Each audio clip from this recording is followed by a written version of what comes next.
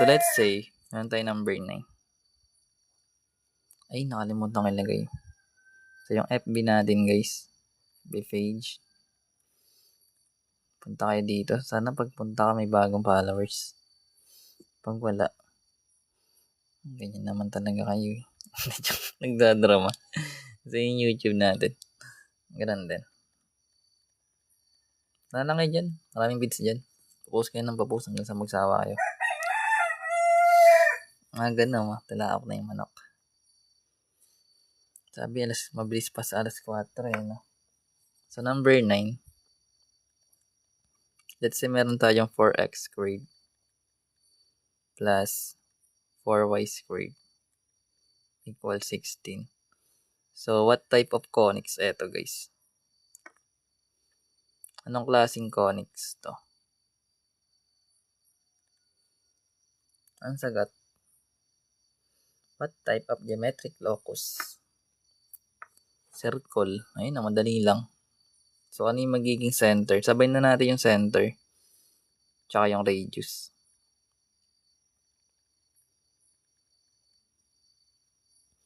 So, ito guys, pag ini-identify ko anong type ng conics. So, ito circle, that's correct. Bakit?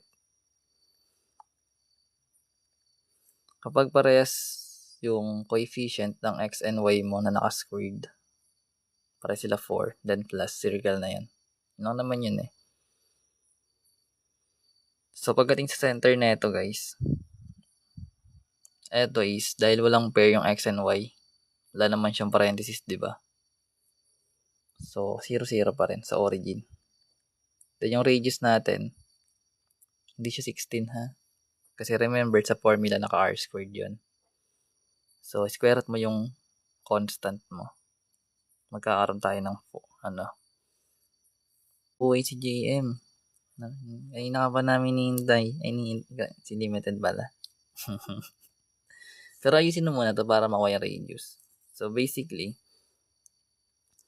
galing dito. Gusto mo ko rin yung radius. Hindi siya directly kailangan ayusin mo muna to eh.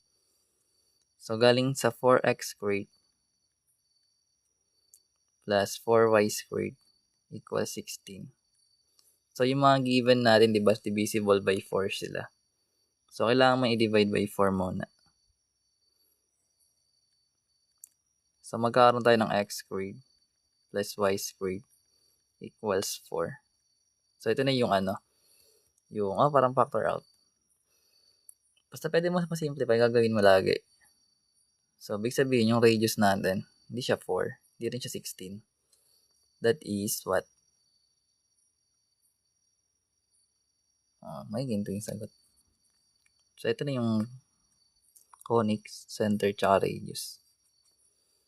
But plus minus, may distance na negative report.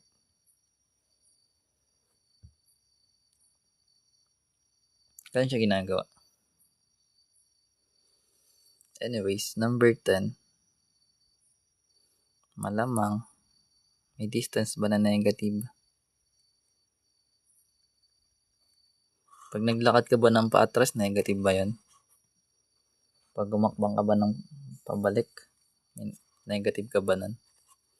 Di naman, ganun pa rin naman yung units ng hakbang mo eh. Sabi ko na tulog mo na yan eh. So, let's say, meron tayong equation of parabola naman. Ulit.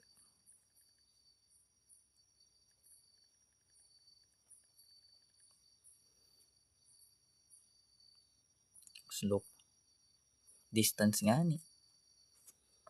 Absolute value ang distance. So, pati sa area, absolute value ang area.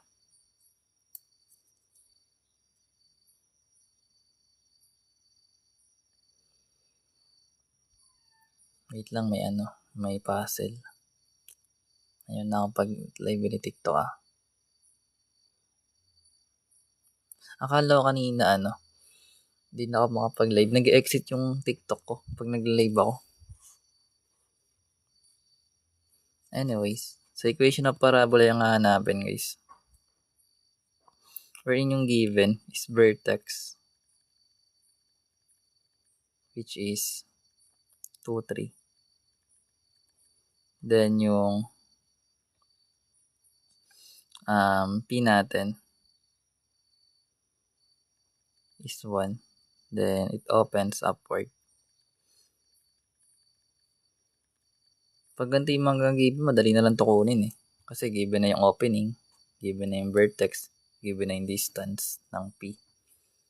So, hindi na yun mahirap. So, pa-plug mo na lang sa formula. So, remember, dahil yung vertex natin is wala siya sa origin, magkakaroon tayo doon ng H tsaka K. So, ibig sabihin, yung gagamitin nating formula is X. Di ba galing tayo sa X squared equals 4PY kapag yung vertex natin 0, 0. So, dahil nga opens upward, naka-X squared siya, no? Then, yung P natin positive. So, bali magkakaroon ka lang ng X minus H na naka-squared equals yung 4P natin tapos yung Y minus K. Pares lang to. Kaya dito nakakalito. Basta kapag may mga partner, yung vertex tsaka center mo, magkakaroon ka lang ng HK dyan. Kaya kahit yung kailangan mo lang kunin is yung standard form mismo niya, nasa origin. The rest is, madali na lang kunin yun. Kasi magkakaroon ka lang naman doon ng center eh. And kung hindi ka naman nahihirapan sa pagpalit-palit ng sign, hindi mahirap. Anyways, ito yung H, ito yung K natin. So, lagay na natin. Meron tayong X minus yung H, that is 2, na naka-squared, equals 4. Remember, yung P natin is 1. So, magkakaroon tayo ng times 1.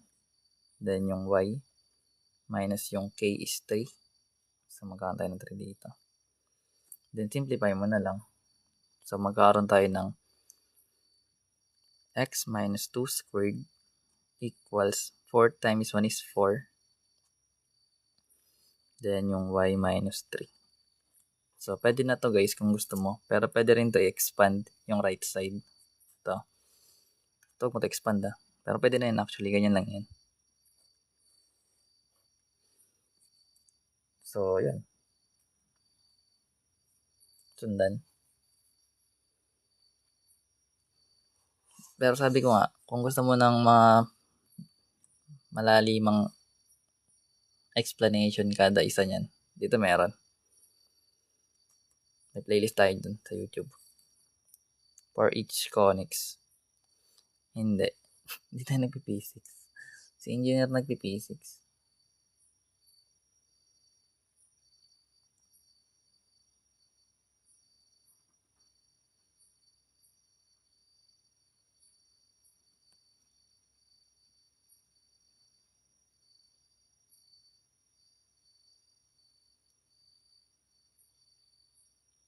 Ano pa bang pwede ko ituro? Hindi siya papiyaw. Ito kasi yung hindi naman sa ganun. Ito nga, buti nga ito, kompleto na to dito lahat eh. So, bali, pag pinanood mo to, may idea ka na kagad. Ganun ba? Ibang topic na to eh. Sige, number 11 na no.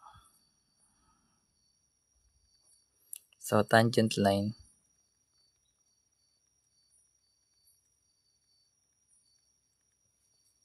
to a circle.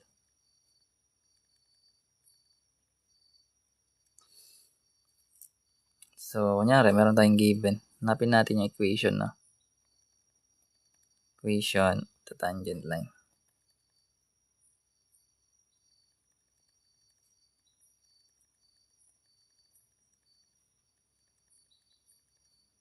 Ito yung hanapin. Wherein yung given. So, let's say meron tayong circle na x squared plus y squared equals 25. Then, meron silang point of tangency na 3, 4. Ibig sabihin doon, nag-touch yung graph, pati yung tangent line. So, ano yung maging equation ng tangent line natin? So, pag in-wrap mo siya, actually, madali lang, di ba? So, bali ganito. So, pag in-wrap natin siya, Dahil yung x and y natin, naturo na natin na pag walang pair yan, nasa origin yung center. So, bali nandito yan. Then, kung meron tayong 25, hindi siya yung radius kasi naka r squared yan. So, bali yung magiging r natin is 5 kasi square root yun. So, 5 units up, 5 units down, then sa right, tsaka sa left. So, pag kinonect natin yung guys, makabot tayo ng circle. Then, meron tayong point na 3, 4. So, yung 3, 4, 1, 2, 3, then 4 units. Nandito yan. So, pag tinrace natin, ito yung 3, 4. Pag tinrace natin yan, ganyan yung tsura niya. Tatamaan niya yung point. Yung tsura na. So, dahil meron tayong point of tangency, ganito yung tsura niya. Ganyan. Tangent line natin. So, yun yung hinahanap, yung equation ng tangent line. So, ngayon, eto, makukuha natin yan. So, remember, kapag may tangent line ka sa circle, sa radius niya, perpendicular yon. Makakabuo ka ng right angle. Kasi perpendicular eh. Kunyari, may point ka dito na isa.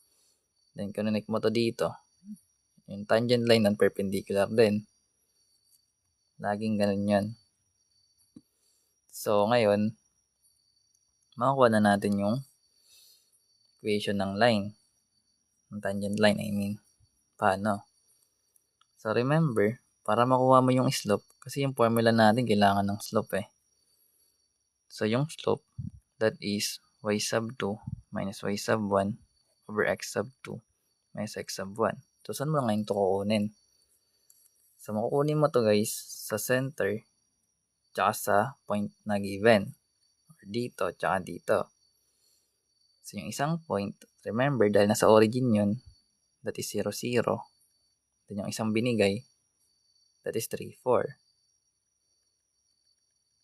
So, pag pinlag natin siya dito guys, yung formula, itong mga given na point sa formula, pinlag natin. Ano yung slope na makakuha natin? Magkakaroon tayo ng 4/3, tama? Kasi magkakaroon tayo ng x sub 1, y sub 1, tsaka x sub 2, y sub 2. So, yung y sub 2 natin is 4. Yung minus yung 0 natin. Tapos 3 minus 0. So, magiging 4/3. Pero guys, dahil yung hinahanap is equation ng tangent line, hindi ito yung slope na hindi ito yung gagamitin na slope. Ang gagamitin natin is yung, anong slope yung gagamitin natin? Kung hindi itong 4/3. So, basically, yung gagamitin nating slope dapat is yung negative reciprocal nito. Kasi nga perpendicular. Diba? So, remember, pag parallel, tsaka yung perpendicular, kaya nga, inuna natin yung yung sa equation of the line. So, mag-aaron tayo ng negative 3/4 para sa slope na gagamitin. So, kung meron ka ng slope, meron kang point na given, gets na natin yun. So, meron tayong slope, tapos yung point na 3, 4. Eto, makukuha na natin ito eh. Anong gagamitin nating format? Di point slope form, no? So, gamit tayong point slope form.